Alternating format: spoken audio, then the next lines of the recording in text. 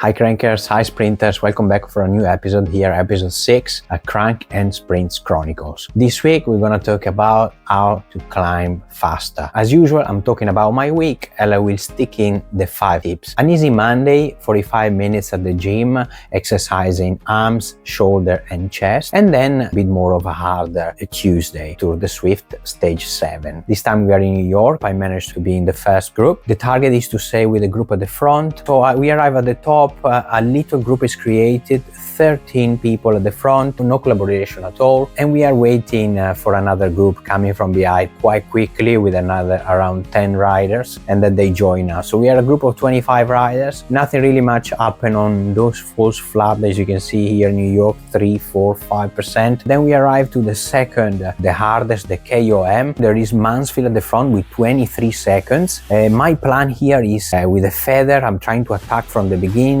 and try to harden the pace and see what I can do. So the hill is just about to start, and then you can see my attack. Max push, 8 watt per kilo, 9 watt per kilo. I'm trying to give it all. And then here there's a little bit of flat, but you can see that everyone at the back is struggling. You can see on the map, top right, the only one with me is Houghton. As you can see here, Mansfield is losing a lot. We're almost there, 5-6 seconds. We almost caught up with him. And then you see Houghton is pushing, and then I'm behind. I try my best to stay with him. We arrive at the KOM. I try to jump off the descent at max speed as well, but there is no collaboration. He's not pushing at all, he's just sitting on the wheel. So the only thing I can do is to wait for the other group at the back. Those riders very strong, and then the attacks in the last few kilometers are one after another. Attack, and then I'm trying my best to keep up with all the attacks, but eventually it's only 3 of us. The other 2, they launch very early, and unfortunately I've been caught out of this sprint. I don't have the power that they do, 13, 14 watt per kilo on the sprint.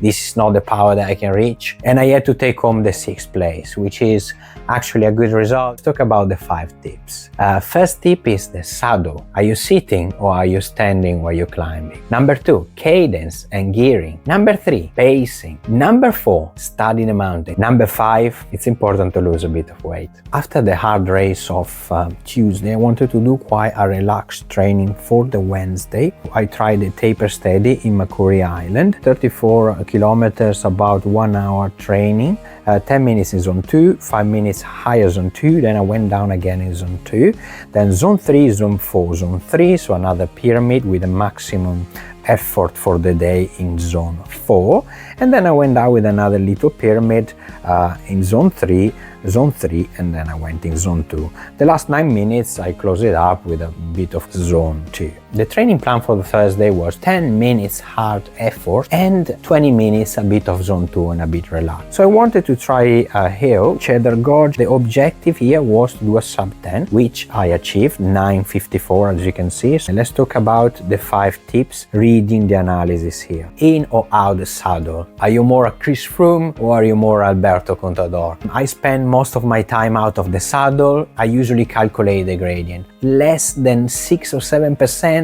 I try to sit, and if it's above 7 or 8%, you'll see me out. If it's a 10%, if it's a 15%, be sure that I'll be out of my saddle. And usually it works for me. As you can see up the hill, I try to maintain a constant cadence between 75 and 80. I think maintaining a high cadence when you climb is really important. So the highest the cadence and the highest the roll of your pedal, the less the fatigue you input in. 10 set of gear at the back, or 11 or 12, so use them all. Pace yourself, especially in races, especially in group rides. You see people jumping off, you want to follow them. You're going to high cadence, you're going to the wrong gear, you lose a bit the plot, and maintain your power. Know your wattage, know how many watts you want to go up this mountain. Study the hill, study the mountain, know how many kilometers, know how many watts you want to go up to this hill.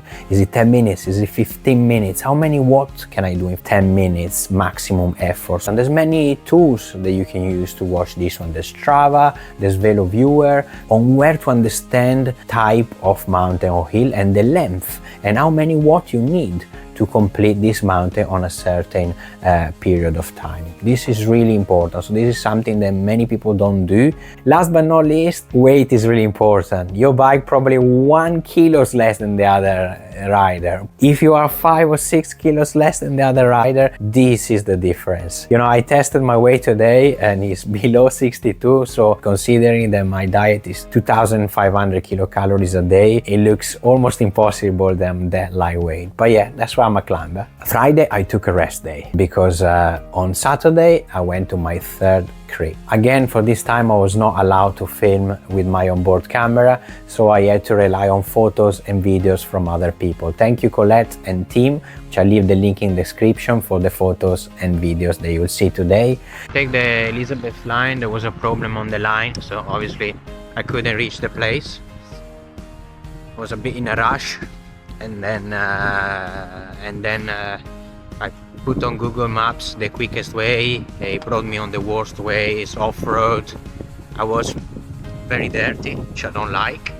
Not a cyclocross guy. I fell as well on a pothole, so I was very dirty. Thanks God the bike didn't do anything, any issue, no main issues with the bike. At least I warmed up quite well, to be fair, because I was a bit nervous, so I pushed to arrive in the race. Started the race very well, tried a couple of times as well to jump off. Good race, a lot of people nervous, a bit wet but not too much.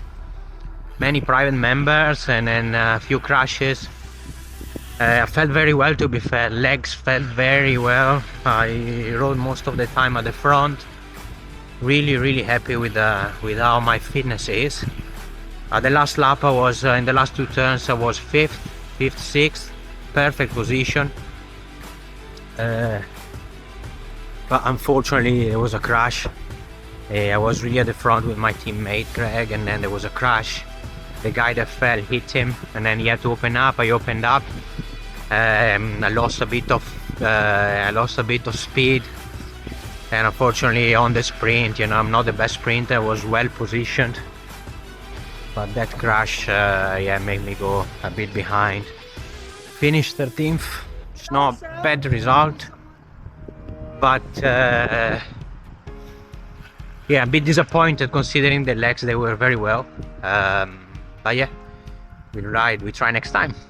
After the racing day of Saturday, the original idea for the Sunday was to do a run of 10-15 kilometers, but I just realized that was the last day to do the Tour De Zwift stage 8. So I had to do it. Even though I was not at top form, I did it. I jumped into the race. I really prayed at the beginning for people to go slow because I wanted to do a zone 2 to recover a bit from the day before for the first 50-ish kilometer and then push up the volcano. I did manage to stay with the top 45 people for most of the entire race. So we are at the moment here, as you can see in the video, 45 of us. 10 riders went up at the front and stayed in the breakaway for most of the race. So as you can see here at the beginning of the mountain, I'm around 14th, 15th position. As usual, you know my technique, you know my strategy. I kept my lightweight feather, and then what I'm gonna do, I'm using the lightweight feather at the beginning of the mountain. Lightweight feather started, jump off, I try to go ahead of the group and I start pace my climb. I got caught a bit. Obviously I tried to study a bit my opponents as well. I can see there's a few guys very strong. I kept going out at my pace, which is kind of like the fastest pace for our group. I keep pushing a bit more, so 2.5 kilometers to go. I managed to get off the group. I'm here with another rider, Soares, which is pretty much going up at my pace. The volcano is a lot of up and down, so there's quite a few flat parts. So on the flat part, considering that I'm not the quickest on the flats, I try to draft. You can see here 2.2 kilometers to go. We are really close to the front group, me and Soares. He goes at the front in the flat, and here is my occasion to draft. 2 kilometers to go. I try my best, I draft him, and then outside of the tunnel, outside of the inside part of the volcano, I can see the group at the front. So here where my attack goes, and I attack again. You see less than a kilometer to go. I'm pretty close to them and I'm almost there. I have a feeling they are relaxing a bit, so this is the perfect moment for me to jump in. I managed to get on the group, and the first thing I can do is keep going with my pace, keep the momentum. I go at the front and I start pushing. 600 meters to go, 500 meters to go here, and then I can see that someone is preparing the attack. I'm really happy because I managed to catch up with them. Some of them jump off really quickly. I try to go back. Obviously you can see there's a bit of a struggle here. I try my best. Very close, 200 meters to go and 100 meters to go. I'm gonna finish in 11th position, which I'm really happy. I did an amazing climb, sub 7, 6 minutes and 56, with an average pace of 32.4 kilometers per hour and 319 watt per kilo, which means more than 5.3 watt per kilo considering my weight. Really happy with the overall result of the Tour de Zwift. My best result was a second place in France. You can see the video up here if you missed it. And then a lot of other great results, like 10th up the Alpe d'Huez, 6th place in Austria, and another 6th place in New York, actually this week, in the stage number 7. So I'm really happy how the Tour de Zwift went, and it was a really good training as well, so really good for the fitness. For next week, there's a bit of a surprise, there's a bit of a twitch, so make sure you don't miss the next video. Subscribe the channel, activate the bell, and I see you here next Thursday, 2 p.m. London time.